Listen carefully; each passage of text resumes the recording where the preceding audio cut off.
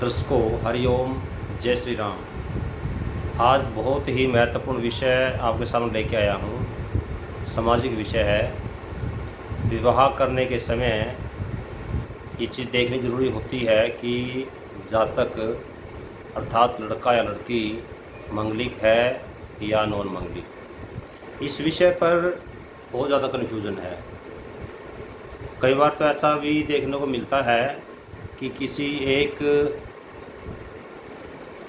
पंडित जी से दिखलवाया, उसने कह दिया मंगलिक है, दूसरे से दिखलवाया तो उसने कह दिया नॉन मंगलिक है। ये बड़ी समस्या आती है। अब सबसे पहले मंगलिक है या नॉन मंगलिक आप खुद अपनी कुंडली देख सकते हो। इसके लिए आप जो फार्मूला बताने जा रहा हूँ वो फार्मूला नोट कर लेना, पेन कॉपी उठा लो। देखो, सबसे पहले तो आपने क्या ध्यान देना है, लगन अर्थात पहला घर, चौथा घर, सातवां घर, आठवां घर और 12वां घर। दोबारा बता रहा हूँ, पहला, चौथा, सातवां, आठवां और 12वां घर। एक बात नोट करना, मैंने घर बोला है, राशि नहीं। अपनी और लगन कुंडली देखनी है, चंद्र कुंडली नहीं। लगन कुंडली, लगन कुंडली में सबसे ऊपर बीच में, जिसे केंद्र बोलते हैं, ऊपर लगन लिखा होता है। उस लगन जहाँ लिखा होता है कुंडली में, उसको हम पहला घर मानते हैं। संख्या चाहे वहाँ कोई भी हो। जो मैंने अभी 1, 4, 7, 8, 12 बोला है वो घर बोला है, राशि नहीं। हो सकता है इन घरों में राशि कोई और लिखा हो, क्योंकि कुंडली के अंदर कभी भी घर का नंबर नहीं लिखा होता। कुंडली में केवल और केवल आपको लगन लिखा मिलेगा। तो लगन से स्टार्ट कर लेना। मान के चलो लगन में आपके 2 नंबर लिखा है, ध्यान देना, दे रहा हूँ मैं आपको। मान के चलो जहाँ लगन लिखा है वहाँ पर आपकी 2 नंबर लिखा है। इसका मतलब लगन से जहाँ 3 लिखा है वो ऑटोमेटिक दूसरा घर बनेगा। लिखा हुआ 3 है और घर कौन सा बनेगा, वो दूसरा। ऐसे ही जहाँ 5 लिखा है वो घर चौथा बनेगा। ऐसे ही जहाँ 8 लिखा है वो घर 7वां बनेगा। जहाँ पर 9 लिखा है वो घर 8वां बनेगा। जहाँ पर 1 लिखा है वो घर 12वां बनेगा। एक तो ध्यान देना। एक उदाहरण और दे रहा हूँ। मान के चलो जहाँ लगन लिखा है, लगन में 8 नंबर लिखा है, लगन में 8 नंबर लिखा है। इसका मतलब है कि पहला घर 8 है। पहला घर में 8 नंबर लिखा है। लगन का मतलब पहला घर। वहाँ से जो संख्या लिखी हुई होती है वहाँ से 1, 2, 3, 4, 5, 6, 7, 8, 9, 10, 11, 12 ऐसे गिन लेना, तो आपको पता लग जाएगा कि पहला, चौथा, सातवां और 12वां, 8वां और 12वां घर कौन कौन सा है। मेरे को लगता है कि आपको समझ में आ गया होगा। आपने अपनी कुंडलियाँ काफ़ी बड़ी होती हैं, उनमें से अपने केवल लगन कुंडली उठानी है, सारी कुंडली नहीं देखनी। लगन कुंडली में यदि पहले में, चौथे में, सातवें में, 8वें में और 12वें में मंगल हो तो वो मंगलिक दोष को दर्शाता है। पहले में, घर में, राशि में नहीं, पहले में, चौथे में, सातवें में, 8वें में, 12वें में मंगल हो तो मंगलिक दोष को दर्शाता है। परंतु जैसे कोई बीमारी होती है तो बीमारी काटने की दवाई भी होती है। ऐसे ज्योतिष शास्त्र में कोई दोष है तो दोष भंग योग भी होते हैं। आपने योग भंग दोष भी जो योग भंग करने वाले योग हैं, दोष भंग करने वाले जो योग हैं वो भी देखने हैं। जैसे 1, 4, 7, 8 और 12 संख्या मैंने बताई है, इसमें मंगल हो तो मंगलिक होगा। इन्हीं भावों में मंगल तो है ही है, इसके अलावा इन्हीं भावों में राहु, केतु, शनि और सूर्य, राहु, केतु, शनि और सूर्य, इन ग्रहों में से भी कोई ग्रह बैठा हो तो मंगल दोष भंग हो जाता है। अर्थात उसको हम आंशिक मंगलिक बोलते हैं, उसको पूर्ण मंगलिक नहीं बोलते। उस दशा में छोटी सी पूजा करवा करके उस लड़का या लड़की की शादी हम कहीं पर भी कर सकते हैं। मंगलिक से भी कर सकते हैं और नॉन मंगलिक से भी कर सकते हैं। अच्छा, कुछ लोग ये कहते हैं कि 1, 4, 7, 8, 12 में यदि मंगल बैठा हो तो पूरा मंगलिक ही है। तो उनके लिए मैं एक बात बता दूं, वो अर्थात वो मंगल जो भंग योग को नहीं मानते, तो उनके लिए मैं एक बात बता दूं भी, यदि आप मंगल भंग योग को नहीं मानते तो ऐसे तो हमारे कुंडली के 12 खाने होते हैं, 12 घर होते हैं, 12 में से 5 घरों में तो मंगल है, 5 घरों वाले मंगलिक हो गए, बाकी बचे 7। इसका मतलब ये हुआ कि 12 में से 7 आदमी, सॉरी 12 में से 5 आदमी मंगलिक होंगे। तो 12 में से 5 का मतलब क्या हुआ कि आधी दुनिया लगभग मंगलिक हो जाएगी। 12 में से 5 का मतलब लगभग आधी दुनिया मंगलिक हो जाएगी ऐसे तो, इस फार्मूले से। तो आपने ये फार्मूला नहीं लगाना यदि वह मंगल देखा तो पक्का मंगलिक ही है, नहीं। कोई रोग है तो उसकी दवाई भी है, क्योंकि अभी परसों की ही बात है, मेरे पास एक जानकार का फ़ोन आया, कहता है कि भाई मेरी ये कुंडली है, ये डेट ऑफ बर्थ है, उसमें देखना जी मंगलिक है या नहीं है, जबकि शादी उसकी हो चुकी है। तो मैंने देख कर बताया उसको कि भाई आप आंशिक मंगलिक है, मंगलिक थे पर साथ में मंगलिक योग मंगलिक भंग योग भी है। तो कहने लगा कि भी आज कोई पंडित जी आए थे कर्मकांड करने वाले, वो कहने लगे कि आपकी तो जो कुंडली में है ये वो मंगलिक है, आपकी शादी तो नॉन मंगलिक से होनी नहीं चाहिए थी। मैं उसको समझाया अभी जिस फार्मूले से उन्होंने बताया है उस फार्मूले से तो आधी दुनिया मंगलिक हो जाएगी। तो गलती कई बार कहाँ को हो जाती है,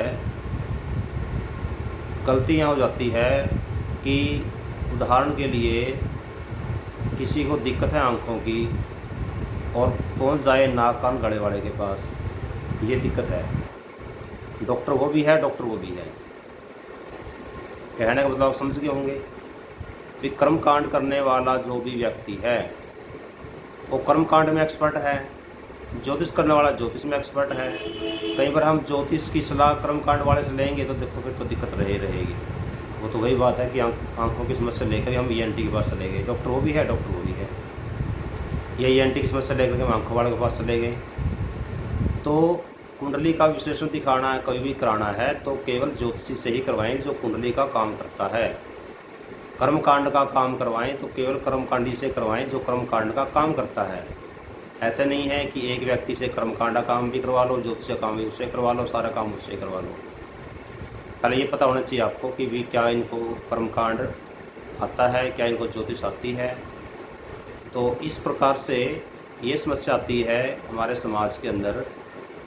अच्छा, एक तो हम दोबारा से टॉपिक पे आ रहा हूँ मैं।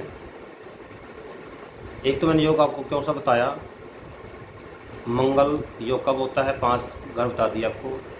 इन्हीं 5 घरों में कहीं पाप ग्रह बैठे हों, पाप ग्रह में मैंने आपको नाम बताए, पाप ग्रह बोल लेते हैं, इसको क्रूर ग्रह बोल लेते हैं, राहु केतु शनि और सूर्य। इसके अलावा तो आंशिक बन जाएगा। आंशिक मंगलिक में क्या होगा कि थोड़ी छोटी सी पूजा करवा करके और उसकी शादी कहीं भी की जा सकती है।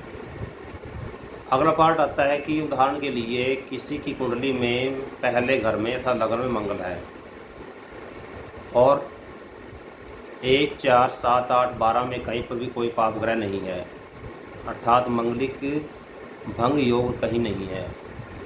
तो जिस लड़की से शादी कर रहे हैं अर्थात कुंडली मिलाते समय यदि लड़की की लगन कुंडली में के पहले घर में अर्थात लड़के के पहले घर में मंगल है तो लड़की के पहले घर में भी कोई पाप ग्रह बैठा है तो भी मंगलिक दोष अपना प्रभाव नहीं दिखाएगा। यदि लड़के की कुंडली में सपोज करो चौथे घर में मंगल ग्रह बैठा है और लड़की की कुंडली के अंदर, लड़की भले ही नॉन मंगलिक है, लड़की की कुंडली में चौथे घर में ही कोई पाप ग्रह बैठा है तो भी मंगलिक दोष ज़्यादा प्रभावी नहीं होगा। थोड़ी सी पूजा कराओ शादी के टाइम में और पूजा कराने के बाद और बाद में शादी के बाद हनुमान चालीसा का रुद्र पाठ करते रहो तो कुछ गड़बड़ नहीं होगी। तीसरा, कुछ लोगों के मन में एक वहम है कि मंगलिक होने का मतलब है लड़का मंगलिक है तो लड़की मर जाएगी, लड़की मंगलिक है तो लड़का मर जाएगा। ऐसा नहीं है, ऐसा केवल तब होता है जब मंगल मार्केश हो। हाँ, यदि मंगलिक के साथ नॉन मंगलिक की शादी होती है तो उसका जीवन साथी बीमार हो सकता है। ऐसा हो सकता है कि उनके साथ आपस में तालमेल ना बने, उनके विचार ना बन मिले। पर जो मरने वाली स्थिति है वो तो केवल तब होती है जब कुंडली के अंदर मंगल मार्केश हो। अब कुंडली के अंदर मार्केश कब होगा? कुंडली मार्केश तब होगा जब पहली राशि अर्थात वृष राशि दूसरे घर में या 7वें घर में हो, या फिर उसकी 8वीं राशि अर्थात वृश्चिक राशि दूसरे घर में या 7वें घर में हो। तो उस केस में हम कहते हैं कि जो मंगल है वो मार्केश है, और इसका तो भाई मंगलिक से शादी ही करना, नॉन मंगलिक से बिल्कुल भी ना करना। तीसरा फार्मूला होता है कि जिस समय मंगलिक होने के बावजूद यदि मंगल ग्रह जहाँ बैठा है 1, 4, 7, 8 और 12 में, यदि वो सब राशि में बैठा है, सब राशि का मतलब पहली राशि और 8वीं राशि, मेष राशि और वृश्चिक राशि में बैठा है, तो भी इतना बुरा प्रभाव नहीं देगा। और तीसरी राशि बता रहा हूँ, यदि मंगल इन्हीं भावों में मंगल मकर राशि में बैठा हो, मकर मतलब 10वीं राशि में, कहने मतलब है कि जब आप ग्रह गिनोगे ना, उसमें जहाँ मंगल बैठा है वहाँ 1 नंबर लिखा हो, जहाँ मंगल बैठा है वहाँ 8 नंबर लिखा हो, या जहाँ मंगल बैठा है वहाँ पर 10 नंबर लिखा हो। 1, 8 और 10 ये नोट कर लेना। यदि ये नंबर लिखे हुए हैं तो इसका मतलब ये है कि मंगल या तो अपनी स्वराशि का है या उसका है। उस दशा में भी मंगलिक योग ज़्यादा प्रभावी नहीं होगा। उस दशा में भी थोड़ी सी छोटी सी पूजा करवा करके, मंगल ग्रह की पूजा करा करके, और बाद में भगवान मंगल की शरण में, भगवान हनुमान की शरण में रहना, हनुमान चालीसा का पाठ निरंतर करना, सुंदरकांड का पाठ टाइम टाइम पे कराते रहना, कोई दिक्कत नहीं आएगी। यदि कोई रिश्ता नहीं मिल रहा है तो उस केस में मंगल नॉन मंगली से शादी भी कर सकता है इन स्थितियों में। परंतु एक मैं आगाह कर रहा हूँ, यदि मंगल मार्केश हो तो कभी रिस्क मत लेना। फिर तो आपको मंगली की शादी मंगलिक से ही करनी चाहिए, और नॉन मंगली की शादी नॉन मंगली से ही करनी चाहिए मार्केश की स्थिति में। और ख़ासकर यदि पहले घर में मंगल हो और 1, 8 और 11 राशि 1, 8 और 10 राशि वहाँ ना लिखी हो, तो भी लगन का मंगल भी खराब होता है, वैधव्य योग बनाता है, तो वहाँ पर भी रिस्क नहीं लेना चाहिए। तो साथियों, दर्शकों, आज पूरी कोशिश की मैंने समझाने की कि भी किन किन स्थितियों में मंगल पूर्ण मंगलिक होता है और किन किन स्थितियों में आंशिक मंगलिक होता है। कब कब हमें मंगलिक योग देखना चाहिए और कब कब हमें भंग योग देखना चाहिए। यदि कोई बीमारी है तो उसकी दवाई भी है, ये भी ध्यान रखना चाहिए। केवल मन में एक वहम बैठा लें कि मंगलिक है तो मंगलिक है ही है, उसका काटने का कोई योग होता ही नहीं है, ऐसा गलत है। क्योंकि इस फार्मूले से तो आधी दुनिया मंगलिक हो जाएगी। तो अब ये जो विषय आज मैं सामाजिक विषय लेके आया था, क्योंकि इस विषय में जागरूकता बहुत ज़रूरी है। अच्छा, मैं ये चाहता हूँ कि ये जो मैसेज है ये हमारे समाज के हर व्यक्ति तक पहुँचना चाहिए। यदि आपको लगता है कि मैंने ये जो विषय उठाया है एक अच्छा विषय उठाया है, तो आपने इस वीडियो को ज़्यादा से ज़्यादा शेयर करो ताकि आगे लोग भी देखें और इस बात की अवेयरनेस आए कि कई बार तो लोग मंगलिक के चक्कर में अपने बच्चों को की उम्र इतनी बढ़ा देते हैं, मंगलिक लड़का नहीं मिल रहा, मंगलिक लड़की नहीं मिल रही, जबकि इतने वहम करने की ज़रूरत नहीं थी। तो वहम केवल वहाँ करो जहाँ पर मंगल या तो लगन में हो या मार्केश हो, अदरवाइज़ ज़्यादा वहम करने की ज़रूरत नहीं है। आप पूजा कराओ, और यदि मंगलिक भंग योग हो रहा है तो मंगलिक भंग योग की दशा में आप छोटी सी पूजा करानी है, अदरवाइज़ नहीं करानी है। यदि लड़की की कुंडली में भी मंगलिक योग भंग हो रहा है तो उसको मानो, लड़की की कुंडली मंगलिक भंग योग हो रहा है उसको भी मानो, और यदि अपनी उच्च राशि में स्वराशि में है तो उसको भी मानो। तो ये जो संदेश है पूरे हिंदुस्तान में फैलना चाहिए, ताकि शादी करते समय थोड़ा ध्यान रखें कि आंशिक मंगलिक को ज़्यादा बड़ा दोष नहीं होता। मन से वहम निकाल दो, आप पूजा जरूर करवा लें, और बाद में हनुमान चालीसा का पाठ निरंतर करता रहे। तो पुनः जय श्री राम, हरि ओम।